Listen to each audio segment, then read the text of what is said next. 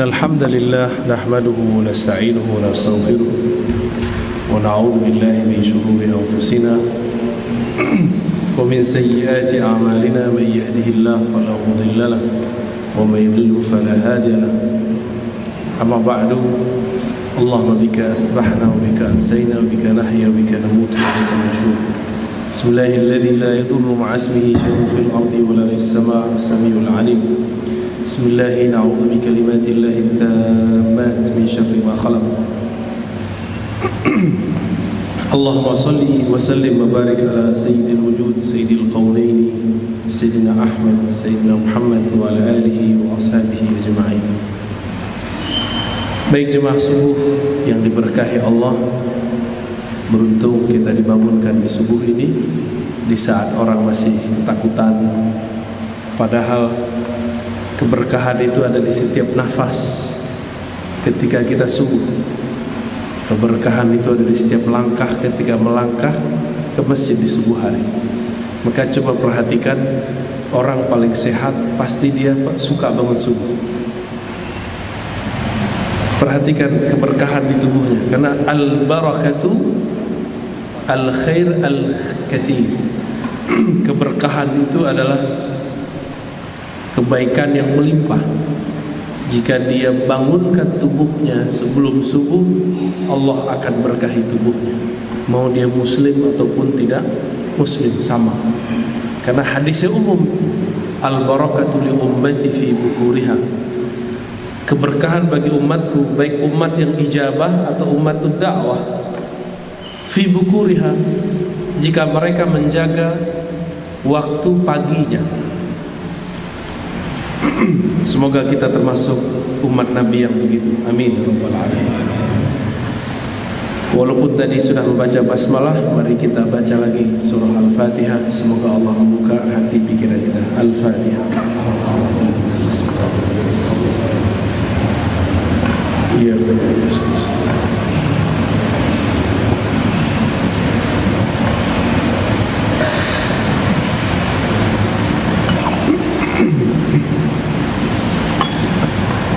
Tema kita sangat penting sekali, yaitu tentang prinsip utama dalam akidah Ahlus Sunnah. Kemarin waktu di MUI Kampar kita sudah bicara, tapi bagian akidahnya mungkin kita bahas sedikit ya. Cuma istilahnya agak horor pakai bahasa Arab. Ini kita Indonesiakan di sini. Akidah Ahlus Sunnah, akidah yang diajarkan Nabi, yang diajarkan sahabat Nabi, yang diajarkan tabi'in, tabi'ut tabi'in, para imam yang 4, kemudian disimpulkan oleh Imam Abul Hasan Al-Ash'ari dan Abu Mansur Al-Maturidi. Itu bisa diringkas jadi beberapa hal saja. Pertama, surat Asy-Syura ayat 11 yang berarti ada mutasbih. Ini kita balik dari yang kemarin di Kampar ya. Ada mutasbih berarti tidak meyakini bahwa Allah serupa dengan makhluk. Itu yang pertama. Maka kalau disebut di Quran yadun, yad tangan, disebut di Quran istawa, bersemayam, disebut di dalam Al-Quran lafaz saq ya, jaa, datang. Kita kalau datang pindah nggak dari rumah ke sini? Datang ke masjid. Dalam bahasa Arab jaa, ada ayat wa jaa rabbuka wal malaku saffan saffa, dan datang Tuhanmu, Rabbmu, dan para malaikat bersaf-saf. Al-maji al-intiqal min makan ila makan. Datang itu diartikan berpindah dari tempat ke tempat yang lain. Allah pindah-pindah enggak? Allah tidak pindah-pindah. Maka datangnya Allah bukan datangnya makhluk. Kalau makhluk datangnya berpindah. Paham ya? Jadi ada tasbih, tidak menyerupakan Allah. Disebut kata tangan di dalam Al-Quran, gak usah diterjemahkan tangan, serahkan maknanya kepada Allah. Ntar dibayangin tangannya beda sama kita, tangan kita kecil, Allah gede besar. Lah, nanti bayangin tangan. Disinilah perbedaan adamu tasbih kita. Adamu tasbih ini disebut lagi istilahnya tanzih, mensucikan pikiran kita tentang Allah. Allah nggak perlu disucikan. Allah nggak perlu disucikan. Allah maha suci nggak? Subhanallah. Maka Allah tidak butuh disucikan. Ini terjemahan yang keliru dari beberapa dai. Tanzih artinya mensucikan Allah. Tidak. Tanzih membersihkan persepsi pikiran kita tentang Allah. Disebut tanzih, membayangkan Allah, ya. Membayangkan Allah berpindah dari atas aras ke langit dunia. Apa kata Ibnu Taimiyah? Ibnu Taimiyah ini dalam bab akidah diperdebatkan Ahlussunnahnya. Allah itu ketika turun betul-betul dari atas ke bawah. Minal a'la ila sufla atau ila sufl ila asfal, dari atas ke bawah. Ditanya oleh orang, terus kalau Allah turun arasnya kosong dong? Marah deh. Allah turun tanpa meninggalkan aras, masuk nggak? Padahal Allah mengatakan afala taqilun, gunakan akalmu. Jangan menafsirkan ayat dengan sesuatu yang bertabrakan dengan akal. Nanti akal kita akan bertanya terus, nggak selesai pertanyaannya. Maka yang gampang katakan yanzilu rabbuna, hadis, atau jaa rabbuka, Allah turun atau datang. Hanya Dia yang tahu maknanya. Udah selesai, ya. Kapan ulama kita mentakwil? Kalau sudah mulai banyak orang mentajsim. Tajsim itu membendakan Allah. Benda itu sifatnya diam, gerak, bertempat. Diam, gerak, bertempat. Ini sifat apa? Benda. Bahasa Arabnya jismun. Allah jismun atau bukan? Allah benda atau bukan benda? Ini selamat pusing nih pagi ini, ya. Olahraga otak, Pak. Olahraga otak ini seru. Kalau mau ngikutin, ini bukan kajian berat, ini kajian biasa. Allah benda atau bukan? Hah? Udah mulai panas nih. Allah bukan benda, saya benda. Maka saya butuh tempat. Allah benda bukan? Oleh karena itu kita katakan Allah istawa alal ars, bukan karena Dia memerlukan aras, tapi aras yang memerlukan Dia. Itu bedanya. Paham? Allah turun, kan ada hadisnya, hadis Bukhari, bukan berpindah dari atas ke bawah. Kenapa? Untuk apa Dia turun? Dia kan lebih dekat daripada urat nadi. Wa idza sa'alaka 'ibadi 'anni, jika hambaku bertanya kepada engkau hai Muhammad tentang aku, katakan aku ini qarib. Kata orang Yaman, garib. Aku ini sangat dekat. Wa huwa ma'akum aina ma kuntum, Dia bersama kamu dimanapun kamu berada. Jadi untuk apa Allah pindah-pindah? Allah dekat kok sama kita. Maka akidah tajsim, akidah menganggap Allah itu benda, itu mereka terjebak pada apa? Menyerupakan Allah dengan sifat makhluk, bukan dengan zat makhluk.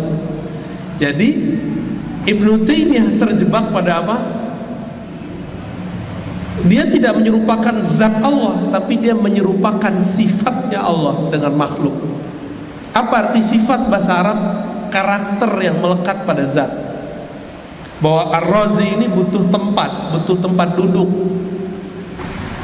Ini mereka punya logika, Pak. Katanya ilmu logika gak boleh dipakai, ilmu filsafat gak boleh dipakai. Padahal ini filsafat nih.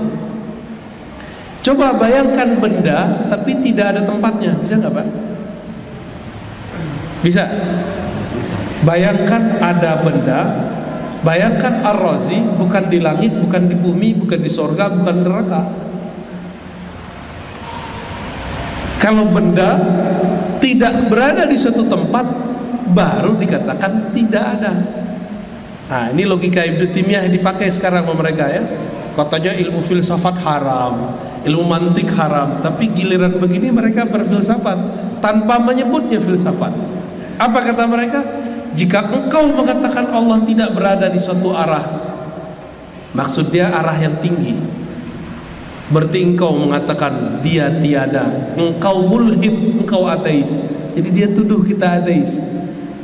Kita balikin, yang berada di satu arah itu bukanlah Allah, tapi benda. Apakah Anda mengatakan Allah sama dengan benda?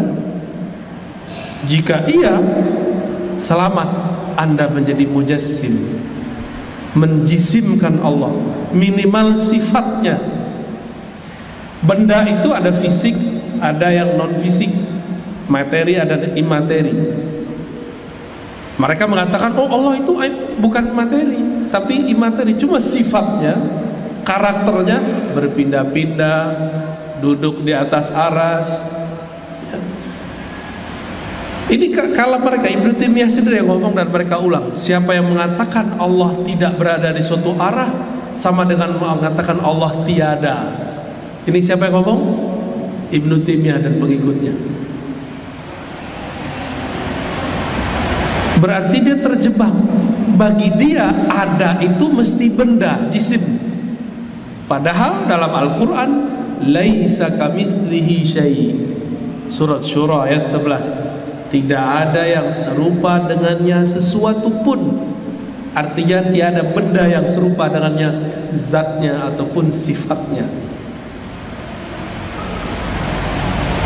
Benda nih, benda. Tadi kita sebutkan, mungkinkah satu benda dalam keadaan yang sama berada di dua tempat? Enggak. Mungkin. Saya tinggal di Depok, di saat yang sama ngajar di Pekanbaru, bisa nggak?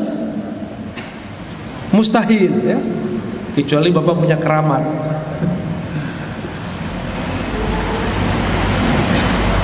Pergi ke Pekanbaru tapi tidak meninggalkan Depok, bisa nggak? Bapak orang Pekanbaru pergi ke Kuala Lumpur tanpa meninggalkan Kuala Lumpur, bisa nggak? Nggak bisa. Itu akal kita ditolak.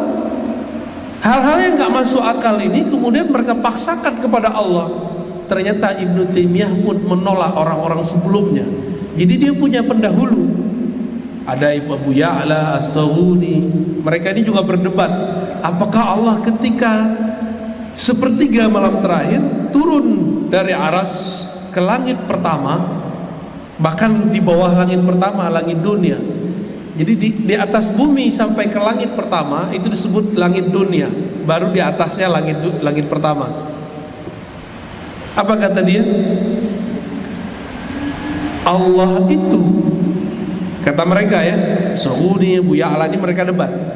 Jika turun ke bumi, ke langit bumi, langit dunia, maka dia meninggalkan aras. Arasnya kosong, Pak. Itu akidah yang lucu bukan? Dibantah oleh Ibnu Taimiyah. Oh enggak, Allah meninggalkan aras, Allah turun dari aras tanpa perlu meninggalkannya. Lebih kacau lagi enggak? Emang ini perdebatan fikih bisa didebat-debatkan begitu? Nggak bisa, ini bukan perdebatan fikih. Maka cukup katakan laisa kamitslihi syai'. Tidak ada yang serupa dengannya. Apa makna istawa? Hanya Allah yang tahu hakikatnya. Apa makna turun? Hanya Allah yang tahu hakikatnya. Gampang nggak? Ya. Jadi nggak usah dimakna-maknai, Pak. Siapa yang berpesan begini? Imam-imam kita terdahulu. Imam Syafi'i, Imam Malik, hatta Imam Asy'ari. Apa kata mereka? ayat-ayat ini ala ma aradahu Allah wa rasuluh. Maknanya sesuai yang Allah maksud, sesuai yang Rasulullah maksud. Rasulullah tidak pernah mengeksplisitkan, memperjelas, mendetailkan makna ayat-ayat dan hadis ini. Maka cukup kita imani tanpa perlu kita cari-cari tahu maknanya. Itulah akidah salafus saleh. Gak usah dipikir-pikirkan Pak, cukup dirasakan. Nah itu beda lagi tuh. Ini prinsip pertama apa? Tanzih atau adamut tasbih. Udah dua tuh sebenarnya. Tidak menyerupakannya, lalu mensucikan persepsi kita tentangnya. Udah dapat dua. Tadi kita sebut tajsim, adamut tajsim. Udah tiga. Tidak menjisimkan Allah, membendakan Allah. Ya. Benda itu karakternya gerak, diam, ada di satu arah. Arah ada berapa Bapak Ibu? Ada berapa arah? Depan, belakang, kanan, kiri, atas, bawah. Apa kata Ibnu Taimiyah? Allah itu berada di atas. Bahkan Ibnu Taimiyah menyebutkan suatu hal yang tidak pernah disebutkan oleh Nabi, Allah tidak pernah menyebutkan di Quran, ulama salafus saleh tidak pernah menyebutkan itu. Apa tambahan Ibnu Taimiyah? Ini bid'ah fil aqidah. Istawa bidzatihi. Ada nggak di Quran kata zat untuk istawa? Allah bersemayam di atas aras dengan zatnya. Ini tidak pernah di satu ayat pun. Berarti dia menambah-nambahkan ayat, menambah-nambahkan kalam. Apalagi kata dia syarah hadisun nuzul, dia mengatakan yanzilu ila sama'id dunya bizatihi. Allah turun dari aras ke langit dunia dengan zatnya.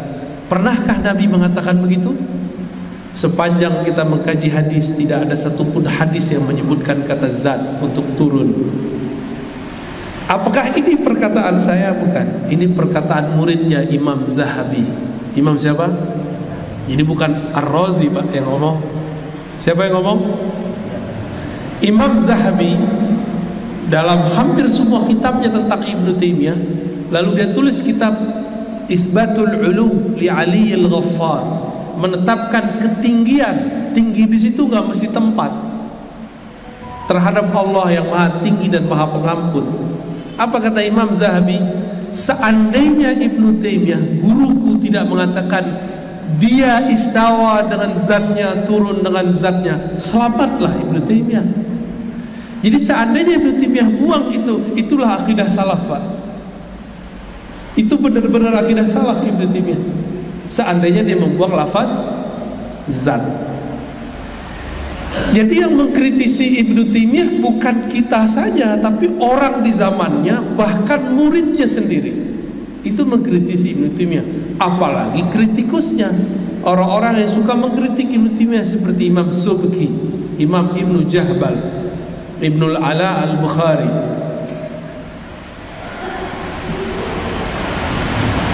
Udah berapa prinsip tadi? Adamut tasbih, tidak menyerupakan. Tanzih, mensucikan persepsi tentang Allah. Adamut tajsim, tidak membendakan Allah, mengatakan Allah bersifat seperti benda. Udah. Tambah. Ini ketika berhadapan dengan satu kelompok, namanya mujassim atau musyabbih. Ia kelompok yang menjisimkan Allah, membedakan Allah, atau menyerupakan Allah. Ya, ini kalau berhadapan dengan kelompok yang disebut dalam bahasa kampusnya tekstualis. Bahasa kampusnya, kelompok yang terlalu monoton dengan teks. Udah mulai pusing nih. Salawat dulu Pak. Allahumma salli ala Sayyidina Muhammad. Jika berhadapan dengan kelompok yang lawan yang pertama, terlalu kontekstualis, namanya Mu'tazilah. Mu'tazilah melihat, kok ada ayat istawa, istawa kan duduk, Allah kan maha suci. Dia tanzih, cuma tanzihnya berlebihan. Sampai-sampai mereka mengatakan Allah tidak layak disifatkan dengan tangan, Allah tidak layak disifatkan dengan turun, Allah tidak layak disifatkan istawa. Maka istawa tangan bukanlah sifat Allah. Ini kata siapa? Mu'tazilah. Ini disebut dengan ta'til. Apa arti ta'til? Mengosongkan, menolak sifat Allah di Quran. Ahlus sunnah ketika berhadapan dengan itu menolak juga. Kita mengatakan istawa hanya Allah yang tahu maknanya, bukan menolak maknanya. Maka yang keempat prinsip ahlus sunnah adalah adamut ta'til, tidak menolak sifat atau lafaz yang ada di Quran. Itu dia ya. Cuma sayangnya ada orang-orang sebelah nggak faham kaidah ini, dikira kita sama dengan Mu'tazilah. Apa kata mereka? Aqidah Asy'ari bukan Ahlus Sunnah, tapi Jahmiyah. Lah Jahmiyah beda lagi. Tahu Pak Jahmiyah artinya apa? Gak tahu ya. Nah ini mereka sering di tulisan-tulisannya Jahmiyah, Jahmiyah. Jahmiyah itu pengikut Jaham bin Safwan. Jaham bin Safwan ini mengatakan apa? Allah berada di mana-mana. Apakah kita mengatakan Allah di mana-mana? Kita aja menolak Allah bertempat kok. Tempat itu mana? Mereka yang bilang Allah di suatu tempat, di mana? Kita menolak itu. Mereka yang mengatakan Allah bertempat di mana, di suatu tempat, baikkan di atas kah, di bawah kah, itu 1/6-nya Jahmiyah ya. Jahmiyah bilang apa? Allah berada di mana? Mana? Ahlus sunnah akidah Imam Asy'ari mengajar apa? Allah pencipta tempat, maka dia tidak memerlukan tempat. Allah menciptakan 6 arah, maka dia tidak di arah yang 6, baik atas, bawah, kiri, kanan, depan atau belakang. Paham ya? Susah atau susah banget? Gak apa-apa lah Pak, masa otak kita yang gede begini dibiarkan manja ya? Biar olahraga sekali. Biar di sini dia langsung tepar ya, langsung tidur.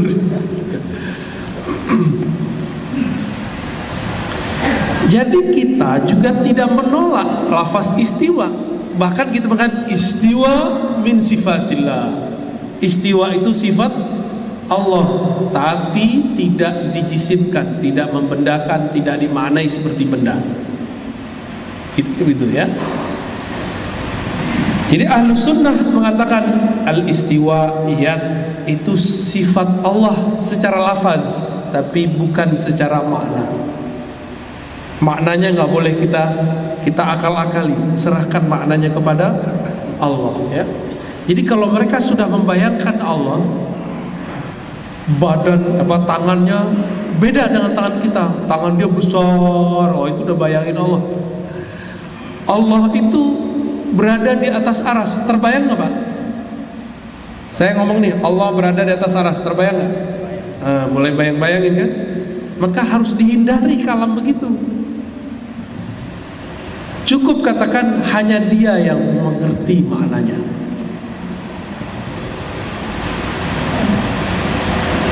Dan yang terakhir, udah berapa tadi tuh?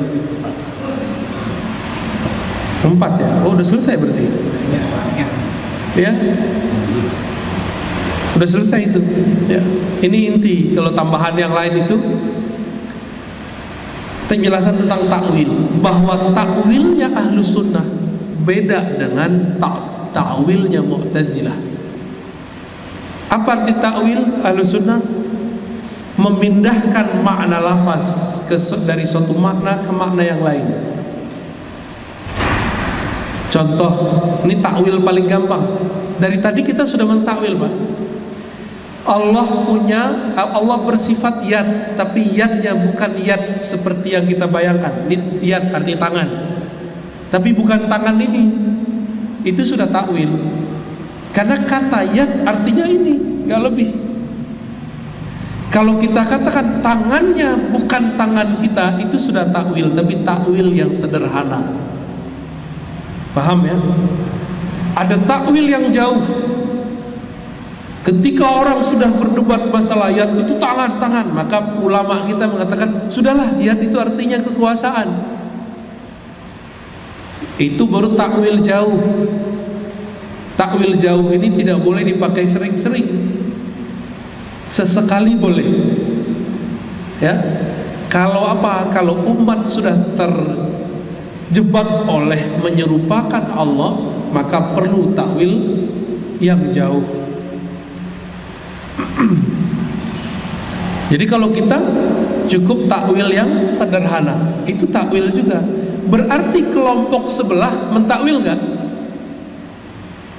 Dia istawa tapi beda dengan istiwa kita. Dia nuzul beda dengan nuzul kita. Sama kan? Sama.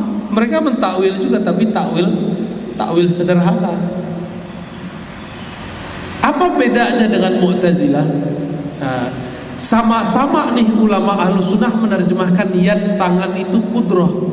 Mu'tazilah juga menerjemahkan yad tangan itu kudrah. Apa bedanya? Mu'tazilah kelompok yang tadi itu mengatakan yad laisa min sifatihi. Kata yad bukanlah sifat Allah. Ahlus Sunnah bilang yad min sifatihi sam'an. Salah satu sifat yang Allah sebutkan secara samai dalam Al-Quran. Beda gak? Mereka mengartikan yadun tangan itu kudroh, tapi menolak kata tangan. Gak ada tangan. Ini kelompok apa tadi? Mu'tazilah. Kalau Ahlus Sunnah, Allah bersifat yad, boleh diartikan kudroh, tapi nggak mesti juga. Beda ya. Jadi takwilnya Ahlus Sunnah tidak menolak sifat. Takwilnya Mu'tazilah menolak sifat, disebut ta'til. Itu bedanya. Yang nggak faham, yang menuduh Ahlus Sunnah Asy'ariyah, Jahmiyah, ngaji aja lagi ya. Berarti nggak paham dia bedanya. Ya, buka nih kitab tafsir namanya Tafsir Az-Zamakhsyari. Itu Mu'tazilah. Dia menerjemah begitu. Yad itu kudrah. Diluruskan oleh Imam Baidawi. Kudrah, tapi tidak boleh menolak lafaz yad. Lafaz di Quran nggak boleh ditolak. Menolaknya bisa kufur, minimal fasik ataupun dolal, sesat. Ya, Mu'tazilah terjebak di yang ketiga. Alah panian Pak. Yang gampang bagaimana? Nah, yang gampang itu kata Imam Ghazali aqidatul awam. Nah, jadi yang tadi Bapak nggak hafal nggak apa-apa. Nggak apa-apa Bang. Nggak usah dihafalkan yang tadi. Tapi udah hafal toh? Pertama apa tadi? Tanzih, ada mutashbih, ada muta'til, ada mutajsim. Kemudian at-ta'wil as-sahih, ya, ta'wil yang sahih. Yang gampang apa? Surat Qul huwallahu ahad. Paling gampang. Ayat pertama, kedua, ketiga, keempat, itu semuanya sama dengan Surat Asy-Syura ayat 11. Katakanlah hanya dialah yang ahad. Ahad itu gak bisa kita bayangkan. Cukup kita katakan dia esa, dia tunggal. Ahad itu artinya dia hanya sendiri. Dulu dia sendiri, sekarang dia masih sendiri. Maka adanya kita tidak menambah wujudnya. Qul huwallahu Allahus samad. Imam Fakhruddin Ar-Razi dalam kitab Ta'sisut Taqdis menerjemahkan Allahus samad artinya Allah ini diperlukan oleh semua apapun wujud di alam semesta. Itu Allahus samad. Allah lah tempat mengadu apapun yang ada di alam semesta. Allahus samad. Allah tidak memerlukan alam, alam yang memerlukan Allah. Maka jika disebut Allah bersemayam di atas aras, bukanlah Allah memerlukan aras, tapi araslah yang memerlukan Allah. Paham ya di situ? Oke. Itu makna Allahus Samad. Kalau terjemahan biasa Allahus Samad, Allah tempat meminta, itu terjemahan biasa. Sekarang pakai tafsir dari ahli tafsir Imam Fakhruddin Ar-Razi, wafat tahun 606. Kata beliau apa tadi? Allahus Samad, alam semesta bergantung, harapan, meminta, berharap, semua hanya kepada Allah. Jadi kalau baca Qul huwallahu ahad, Allahus Samad, sampai enggak makna itu kepada kita? Jangankan ya alam semesta ini ya, kita kan melihat di keluar, bahkan satu rambut pun tumbuh itu karena nur as-samad. Nur Allah as-samad baru bisa tumbuh ini, Pak. Rambut satu helai ini, kuku yang memanjang, penyakit yang sembuh, semuanya karena Allahus Samad. Kalau orang ngerti Allahus Samad, dia nggak perlu jimat, dia nggak perlu penangkal, cukup dia wiridkan Allahus Samad, Allahus Samad. Allah tempatku bergantung, Allah tempatku curhat, Allah tempatku berharap, Allah lah sang penyelamat. Udah selesai di Allahus Samad. Ahad itu pada zatnya, samad terhadap makhluknya. Ahad itu tauhid uluhiyah, samad itu tauhid rububiyah. Tapi beda dengan rububiyah sebelah. Ya. Tapi di buku saya menyebut ayat pertama dengan tauhid ahadiyah. Cuma bukunya belum dicetak, Pak. Tauhid apa? Qul huwallahu ahad, tauhid ahadiyah. Apa itu tauhid ahadiyah? Allah mengesahkan dirinya sendiri, hanya dialah sendiri. Allahus Samad, Allah mengesahkan dirinya lewat makhluknya. Ya, kalau di dalam dunia tasawuf ada istilahnya, Pak. Saya sebut istilahnya, tapi gak usah diterjemahin. Nanti kita bahas di lain waktu. Ada al-kasrah fil wahdah, itu yang pertama. Ada al-wahdah fil kasrah, itu as-samadiyah. Selamat pusing. Tahu artinya enggak? Enggak tahu ya? Ya, kita tahan itu maknanya. Iya. Lam yalid wa lam yulad. Apa makna lam yalid wa lam yulad? Itu yang disebut tanzih. Jadi Ustadz nih dongeng mulu tadi, enggak, dalilnya ada di kulhu. Tadi kan versi sulitnya, sekarang versi mudahnya. Jadi Bapak belajar tauhid cukup ingat kulhu. Kulhu wallahu. Ayat ketiga lam yalid wa lam yulad, tidak terlahirkan, tidak dilahirkan. Ini langsung turun dari langit atau lahir ini? Lahir, benar. Langsung sebesar ini atau dulu kecil dulu?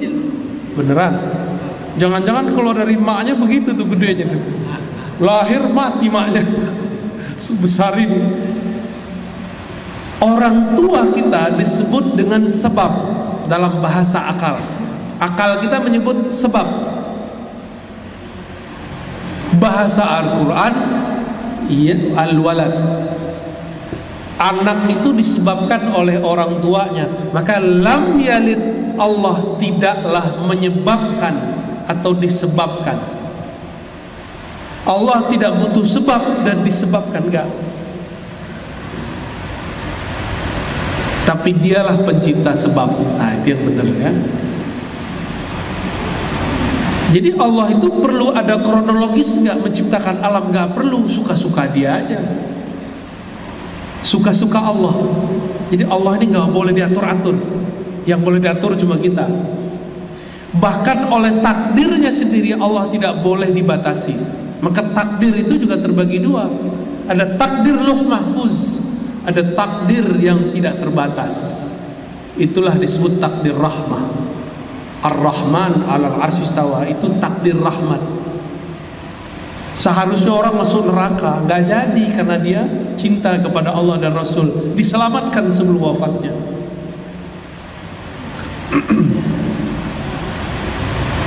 Yang ayat terakhir apa? Lam yakul lahu, tidak ada yang setara, sekufu Tidak ada yang setara dengan Allah, berarti tiada yang serupa dengannya. Sama dengan tadi, ada tasbih, tidak ada yang serupa. Maka kata Imam Malik, Imam Ahmad, termasuk Imam Syafi'i, Sufyan Ats-Tsauri, Sufyan ibn Uyainah, mereka sepakat dengan satu kalam. Ini kalam salafus saleh. Mahma tasawwarta bibalik fallahu bikhilafi dzalik. Apapun yang kau bayangkan tentang Allah, Allah maha suci, maha hebat, maha terbebas dari semua bayanganmu. Kita bayangkan Allah, Allah nggak begitu, ya. Coba kalau matanya dipejam, terbayang apa? Allah gelap. Allah bukan gelap. Terbang cahaya, Allah bukan terang yang itu. Terbayang aras, Allah di atasnya, bukan begitu. Terbayang turun, bukan begitu. Maka apapun yang engkau bayangkan tentang Allah, Allah maha suci, maha terbebas dari persepsimu. Itu yang disebut subhanallah. Allah maha suci dari persepsimu. Allah tidak perlu disucikan karena dia maha suci. Ya, gampang. Pas sampai di Qul huwallahu ahad lebih mudah gak? Qul huwallahu ahad, tauhid apa tadi? Ahadiyah. Qul huwallahu ahad, Allahus samad, samadiyah. Istilah lainnya apa ahad? Uluhiyah. Apa arti uluhiyah dalam versi ahli sunnah? Allah mentauhidkan dirinya sendiri dengan dirinya sendiri. Ahad namanya. Itu yang kita baca habis sholat. La ilaha illallah wahdahu la syarikalah. Tiada yang berhak disembah selain dia. Dia hanya sendiri. Dia dulu sendiri, sekarang pun tetap sendiri. Yang kedua tauhid samadiyah atau tauhid rububiyah. Allah memuji dirinya, mengesahkan dirinya lewat makhluknya. Maka siapa saja makhluk yang diizinkan untuk mengesahkan Allah, berarti dia termasuk keluarganya Allah, ahlullah. Beruntunglah orang-orang yang diizinkan mengesahkan Allah di kalbunya. Karena banyak di luar sana orang terjebak dalam menyerupakan Allah, menyekutukan Allah subhanahu wa ta'ala. Yang ketiga, Allah tidaklah disebabkan, tidaklah bersebab. Dan yang keempat, tidak ada yang serupa dengannya. Boleh kita sebut dengan tauhid surat Al-Ikhlas. Inilah prinsip dasar akidah ahlus sunnah. Paling gampang pakai surat Al. Terus sifat 20 di mana? Sifat 20 itu turunan dari ahad, itu wujud. 20 sifat turunan dari as-samad. Yang 19 berikutnya. Jadi satu wujud itu ahad. Yang 19 dari as-samad. Kenapa 20? Biar gampang, Pak. Tadi saya sebut 5 aja udah pusing. Ya, ini ulama kita bilang 20, lebih pusing lagi kita. Kalau ada waktu, umur panjang, sediakan whiteboard. Nanti saya jelaskan sifat 20 dengan mudah sekali, nggak ada susahnya insya Allah. Kalau umur panjang, lain waktu insya Allah ya. Udah jam 6:10 nih. Buya Doni, Buya Alno. Khalas. Tanya jawab. Ayo, saudara.